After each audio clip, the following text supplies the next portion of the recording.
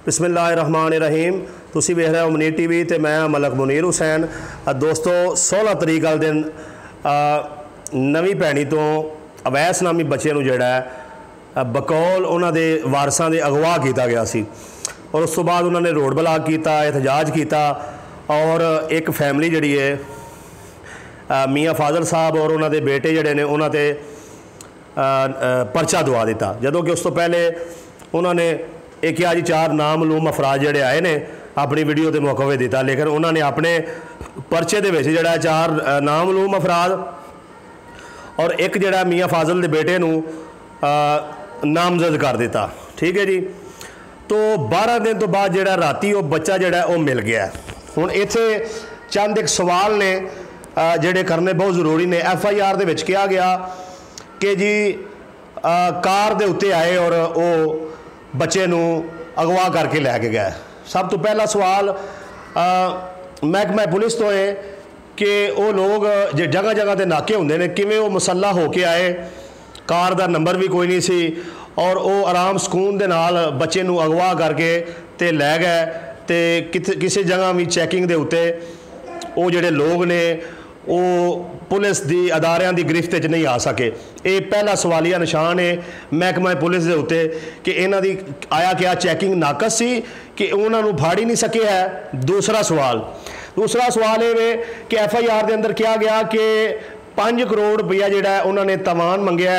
और 2 दिन दे विच जिहड़ा अगर पैसे ना दिते गए तो उन्होंने कतल की धमकी लाई है। तो 12 दिन बाद ये बच्चा मिलया है। तो सवाल ये कि आया तावान दे के तो बच्चे नूं रिहा करवाया गया है या वैसे ही लिया गया है।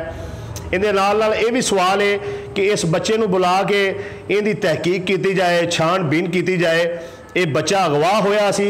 या बच्चे के वालदैन ने इस बच्चे नूं आप ही किते सैड ते करके ते मियाँ फाजल और उन्हां दी फैमिली दे नाल अपनी कोई ज़ाती रंजिश नूं कढिया। और ये जिहड़ा 365 ये जिहड़ा दफ़ा लाई गई है बड़ी ख़तरनाक दफ़ा है, जिंदे पहले भी दसिया है कि सजाए मौत है, जायदाद जब्त है या उम्र कैद है। तो ये परचा दे दिता गया मियाँ फाजल और उन्हां दे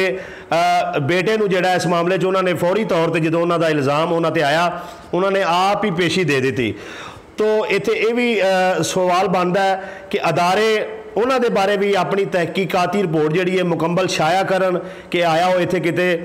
कसूरवार पाए गए ने या नहीं पाए गए। अगर वो कसूरवार नहीं पाए गए तो उन्हां दा पर्चा जिहड़ा है वो खारिज किया जाए हर सूरत के अंदर और उन्होंने फिलफौर रिहा किया जाए। और DSP इमरान चदर साहब उन्हां दे पेज के उत्ते मैं थोड़ी देर पहले एक पोस्ट वेखी जिहदे च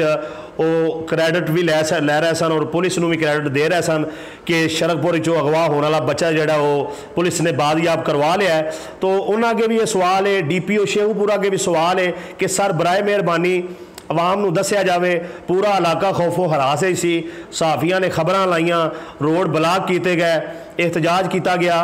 कि अगवाकार कौन है, अगवाकार फड़े गए ने या नहीं फड़े गए। और अगर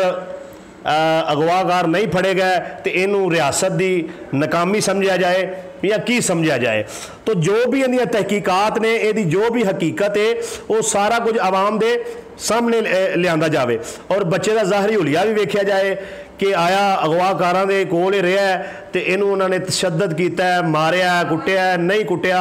इहदे ते सख्ती की है नहीं की, जो भी मामलात ने। और ये नाल बच्चे नूं ये भी वेख्या जाए कि बच्चे की ज़ाहरी हालत किवें दी है, अगवाकारां वाली है या वो बाबू बन के जिहड़ा ते दोबारा 10-12 दिन बाद जिहड़ा वो घर आ गया। और इहदे अंदर ये भी चैक किया जाए कि ज़ाती रंजिश के उत्ते किसी के उत्ते FIR करवा के ते अपना मियाँ फाजल और उन्होंने फैमिली नूं जिहड़ा तकलीफ नहीं पहुँचाई गई और उन्होंने अगर इज्जत नूं पामाल किया गया और अगर रियासत नूं इहदे अंदर गुमराह किया गया तो मैं अदारियां अगे अपील करांगा कि ये जिन्हें सहाफियां नूं जिहड़ा गुमराह किया, जिस फैमिली ने अवैस दे वालद ने और उन्होंने दीगर अजीज़ो कारब ने अपना उस तो बाद अदारियां नूं गुमराह किया, पूरे ज़िला शेखुपुरे दियां सारियां एजेंसीज़ जिहड़ियां ने सारे सिक्योरिटी अदारे जिहड़े ने महकमा पुलिस जिहड़ी है वो 12 दिन और 12 रातां उन्होंने बड़ी मुशक्कत की, बड़ी मेहनत की लेकिन अगर ये चीज़ प्रूफ हो जाती है कि ये सारा कुछ एक प्लानड मनसूबा सी तो मेरी अपील है DPO शेखुपुर आगे कि जनाब बराए मेहरबानी इस अवैस के वालद के उत्ते जिहड़ा एक FIR दर्ज की जाए और इनू कानून के मुताबिक सज़ा दी जाए। और अगर वाकई बच्चा गवाह होया सी तो गवाहकार कौन ने, तवान दिता गया या नहीं दिता गया, बच्चा कित्थों बरामद किया गया, की हकायक ने, वो सारे अवाम के सामने जिहड़ा रखे जान। इस तरीके दे नाल एक मुअज़्ज़ज़ शहरी जिहड़े ने मियाँ फाजल उन्हां दी इज्जत दागदार की गई है, उन्होंने बेगुनाह जिहड़ा इन्ने दिन कैदी रखा गया है और उन्हां दी जांच पड़ताल सख्ती दे नाल की गई है। ये सारियां चीज़ां जिहड़ियां ने गलत ने। अगर उन्हां दी चीज़ां प्रूफ नहीं होंदियां, अगर वो बेगुनाह ने तो उन्हां दे कोलों ये जिहड़े जिन्हां ने जुल्म किया है उन्हां दे कोलों तहरीरी माफ़ीनामा भी लिखवा के दिता जाए और उन्हां दे खिलाफ जिहड़ा कानूनी कार्रवाई भी हर सूरत की जाए। और इत्थे मैं एक ये भी गुजारिश करना चाहांगा शरकपुर शरीफ की सारी सहाबी बरादरी के उत्ते अगे कि बराए मेहरबानी इस मसले के उत्ते मियाँ फाजल वास्ते और उन्होंने फैमिली वास्ते आवाज़ उठाओ। अज अगर उन्होंने झूठा परचा होया है, जिस तरह के पिछले दिन तुहानूं याद है कि चंद महीने पहले एक रक्शे तो जिहड़ा है वो चरस उन्हें ते पा गए तो उस बच्चे को फड़ लिया गया सी, हाफिज हयातुल्ला गाजीपुर तो उनका तलक सी। तो उस मामले सारे इलाके ने आवाज़ उठाई, सोशल मीडिया पर आवाज़ उठाई गई, अखबारों से सारी सहाफ़ी बरादरी ने आवाज़ उठाई। तो मैं जिन्हें जिन्हें उस मामले आवाज़ उठाई थी सारिਆਂ ਦਾ शुक्रिया अदा करना, क्योंकि एक माशरती बुराई सी और एक होर बड़ी वड्डी माशरती बुराई ने जन्म ले लिया कि अगर इनके अंदर ज़ाती कोई रंजिश इस्तेमाल करदे होया परचा कराया गया, पूरे इलाके खौफो हरास फैलाया गया, वालदैन परेशान सन, हर इंसान डरिया होया सी और वो फैमिली जी मियाँ फाजल साहब की उन्होंने भी इस मामले परेशान किया गया।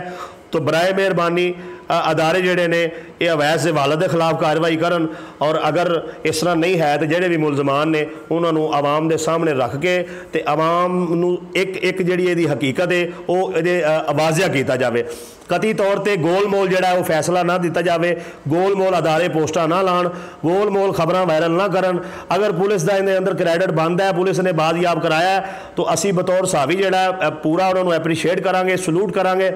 लेकिन अगर ये प्लानड मनसूबा है और इनके अंदर एक बेगुनाह फैमिली को जोड़ा जलील किया गया और उन्होंने तकलीफ पहुँचाई गई है तो असी यदि पुरजोर मजम्मत भी करने और अदारियां को मियाँ फाजल और उन्होंने फैमिली वास्ते इंसाफ की अपील करने। बराए मेहरबानी शरकपुर का हर साफी ये आवाज़ उठाए, सोशल मीडिया पर आवाज़ उठाओ, निजी महफलों आवाज़ उठाओ, हर प्लेटफार्म पर आवाज़ उठाओ और उदों तक जोड़ा है ये बोलते रहेंगे जो तक मियाँ फाजल और उन्होंने फैमिली को जोड़ा इंसाफ नहीं मिल जाता। तो बराए मेहरबानी अदारियां की अपील है कि उन्होंने जोड़ा झूठा पर्चा दर्ज किया गया उन्होंने खारिज करके उन्होंने फौरी तौर पर रिहा किया जाए।